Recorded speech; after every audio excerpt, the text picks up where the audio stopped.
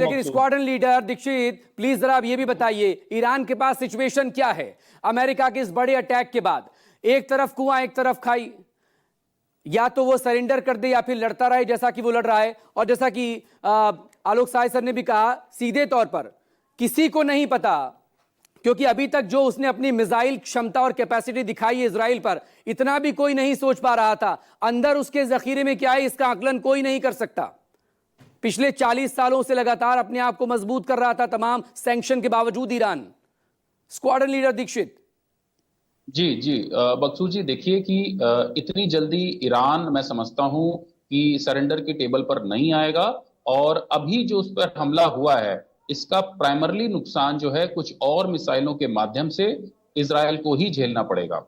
और चीन और रूस ये के साथ साथ, जैसे अभी आपने देखा, यमन ने भी सहायता के लिए हाथ बढ़ाए हैं। तो ईरान, नो डाउट कि ईरान इस समय झल्लाया हुआ है, लेकिन वो अभी उस स्थिति में नहीं पहुंचा है कि जहां पर वो अमेरिका के किसी भी दबाव को तत्काल रूप से मानने के लिए तैयार होगा। अभी हाल ही के दिनों में आप देखेंगे कि इनके जो हमले हैं इजराइल पर, वो और बढ़ेंगे। और इजराइल भी इसके लिए पूरी तरीके से तैयार है। इजराइल को भी ये बात पता चली है, पूरा विश्व भी भौचक्का था कि किस तरीके से चार चार लेयर्स की जो एयर डिफेंस सिस्टम है उनको पार करके कई मिसाइलें इजराइल पर गिरी। समय में इतना आसान नहीं है ये युद्ध। मैं मानता हूं कि ईरान इस समय अकेला है, लेकिन अगर आप उसकी नेवी की तरफ देखें तो ईरान की एयरफोर्स तो कमजोर है, लेकिन उसमें जो नेवी है उसके पास सबमरीन की संख्या ज्यादा है। और उसने अपना अभी तुरंत का पत्ता इस्तेमाल नहीं किया है। उसके पास तो तेल के भंडार हैं, उसका भी उसने भी पूरी तरीके से उसकी किसी प्रकार से धमकी नहीं दी है। तो उसके पास कुछ ऐसे कार्ड्स हैं जिसका वो बाद में इस्तेमाल करेगा, लेकिन प्राइमरली अभी उसका केवल यही मकसद है कि वो इजराइल को जवाब भी देता रहे और अपने जो उसने अब तक संवर्धन कर लिया है यूरेनियम का, उसको बचाता भी रहे, ताकि उसका जो प्राइम लक्ष्य है कि अपने देश को परमाणु संपन्न बनाना, वो उसका प्राइम उद्देश्य है, वो बना रहे। यानी कि ब्रिगेडियर दहिया, ये उसी तरह की खामोशी नजर आ रही है जिस तरह की खामोशी उस वक्त में हो गई थी जब अमेरिका की तरफ से डोनाल्ड ट्रंप का एक बयान आ गया था कि 2 हफ्ते बाद फैसला लेंगे। खामोशी थी, लेकिन इस खामोशी के बीच में भी अंदर क्या कुछ चल रहा था वो आज सुबह 4:30 बजे अमेरिका ने बता दिया पूरी दुनिया को। अब ईरान क्या वो स्ट्रेट ऑफ होर्मुज़ को लेकर कुछ करेगा, क्योंकि उसकी नेवल ताकत का लगातार यहां पर जिक्र हो रहा है। 39 किलोमीटर का ये एरिया है ईरान से लगता हुआ, एकदम बिल्कुल बहुत जो वो तिकोना वो बनता है और वहीं से सारे जहाजों को होकर गुजरना पड़ता है। क्या ये पॉसिबिलिटी है कि इसको पूरी तरह से ईरान अपने कब्जे में ले ले?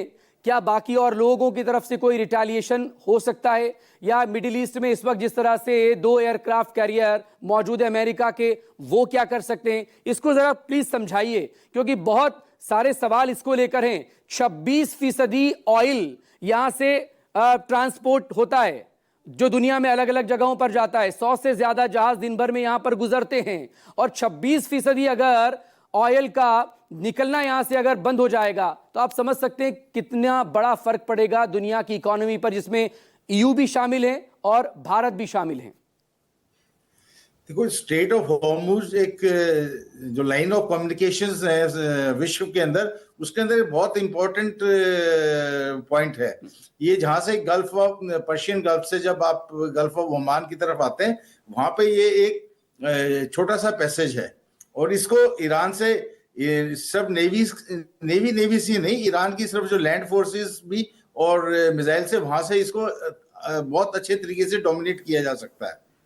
और लेकिन इसके अंदर डोमिनेट करने के लिए, क्योंकि बाकी जो खाड़ी के देश हैं उन सबका सारा तेल का निर्यात यहीं से होता है, बिल्कुल, एक्सेप्ट सऊदी अरेबिया वगैरह का, जो कि बाकी अपना रेड सी के पोर्ट्स इस्तेमाल करते हैं।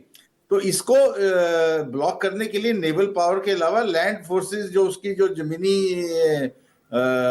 हथियार है उसके पास, उनसे भी इसको डोमिनेट किया जा सकता है। लेकिन ये एक बड़ा कदम माना जाएगा जब भी ये ईरान ये कार्रवाई करेगा, क्योंकि इसके 2 पहलू हैं कि भाई ये खाड़ी के देश अभी तक तो उसके साथ में है नहीं, क्योंकि उन्होंने अमेरिका को बेस भी दिए हुए, और उनके कोई यमन के अलावा और कोई देश बोल भी नहीं रहा है, क्योंकि उनका बिजनेस भी इससे हिट होगा। तो जहां मैं इस बात से सहमत हूं कि प्रेजेंट स्थिति में ईरान के टारगेट बेसिकली इजराइल पे ही ब्रिगेडियर रहेंगे। दहिया, बहुत माफी के साथ आपको रोकना चाहूंगा, मेरे पास वक्त की कमी है, लेकिन सवाल बहुत सारे हैं।